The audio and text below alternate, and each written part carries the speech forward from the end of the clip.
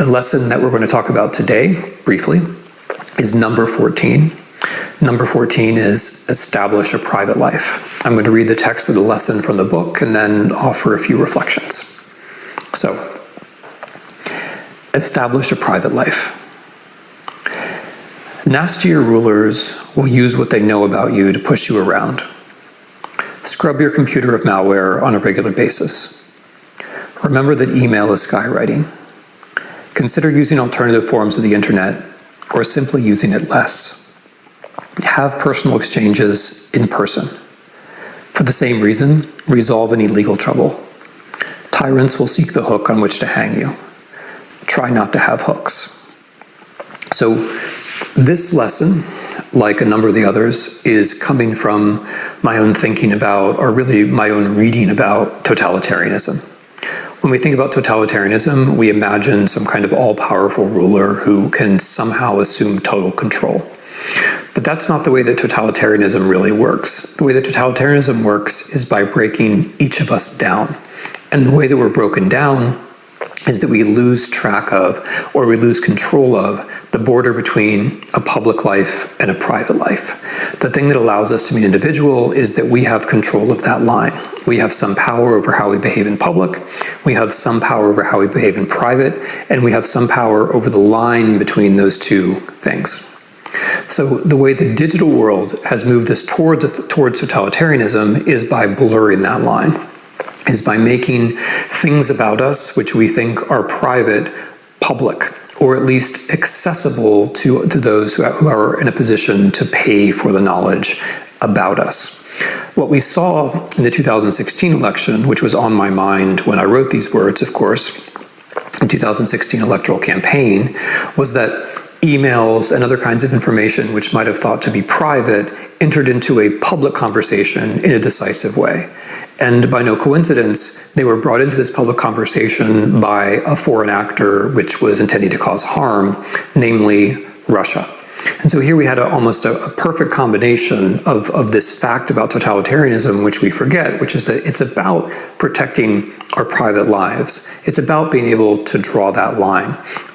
What tyrants will do, or what people who are trying to weaken or undermine democracy will do, is get us used to crossing that line, get us used to giving ourselves away, get us used to the spectacle of other people's private lives being constantly exposed, such that that very exposure, that very moment of revelation, even if nothing is really being revealed, that very moment of revelation becomes a substitute for the facts themselves, becomes a substitute for the things that we really need to know. Because of course the things that we need to know are the things that are produced by journalists, by reporters. The things that we need to know are facts that take actual work to produce. They're not revelations, they're not exposures. They're not the things which shock us or which immediately draw our attention.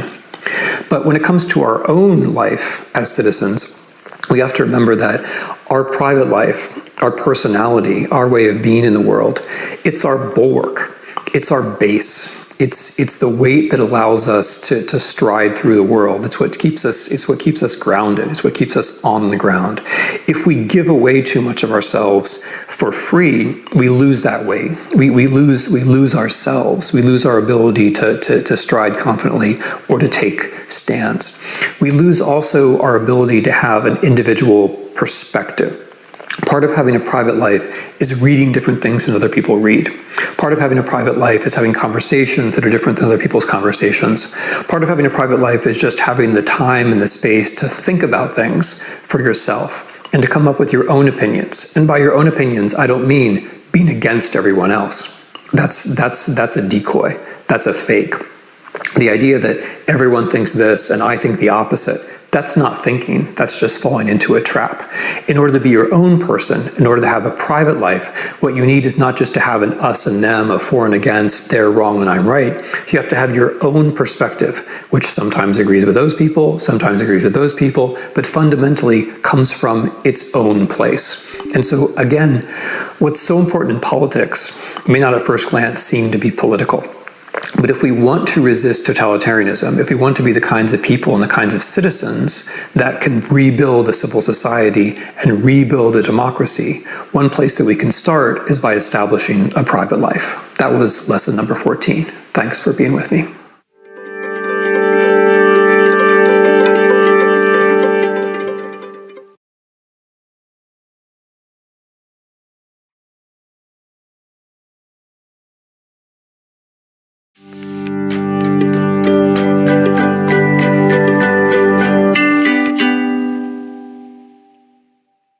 Hello, I'm Timothy Snyder. I'm talking through the lessons of my book on tyranny, 20 Lessons from the 20th Century. I'm doing this in the late summer of 2021 for a couple reasons. One is that it's been about 5 years almost since I wrote the book. A great deal has happened, and some of the problems that I predicted in the book turned out to be all too real. Some of the tendencies that I tried to describe in the book are still with us. Now, as we look ahead to the 2020s and into the 21st century, what I'd like to be able to do is recast the book so it doesn't seem so specific to the last few years and give us some guidance going forward. I'm very much helped in this by the tremendous efforts of the book's new illustrator, Nora Crook. On Tyranny is appearing in October of 2021 as an illustrated edition, which I think makes the lessons not only clearer and easier to understand, it also adds to them dimensions which make the book much more interesting, even to me, and I hope it will to you as well. So in working on this with Nora, I've been revisiting these lessons, and I'd like to revisit them with you. I'm making 20 little videos, one for each lesson. The one today is number 15. Lesson 15, which is contribute to good causes. I'm going to read the text from the book, the lesson part of the book, and then share a few thoughts about this lesson. So lesson 15, contribute to good causes. Be active in organizations, political or not, that express your own view of life.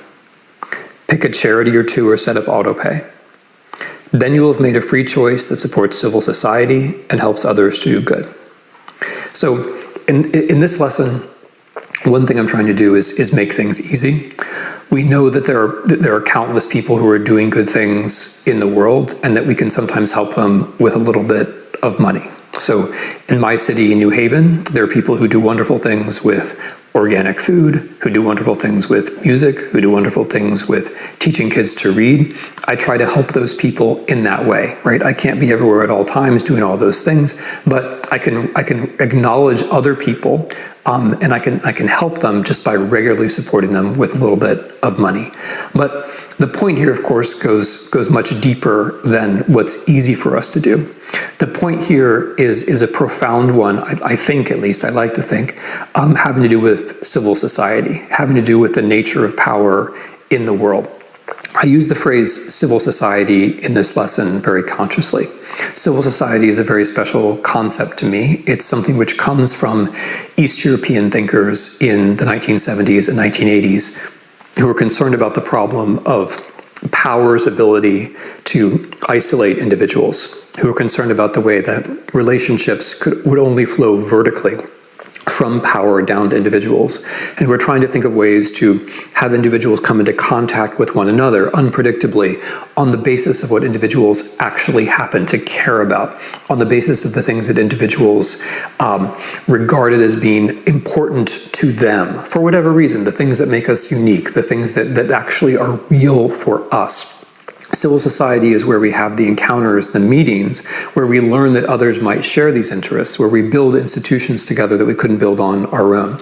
That's the deeper part of this lesson, that civil society is a place where things can happen that allow us to realize ourselves as individuals and as citizens, but that civil society also has an important political function. The civil society can do things that governments can't do, and civil society can also make sure that governments don't do some things that governments shouldn't do.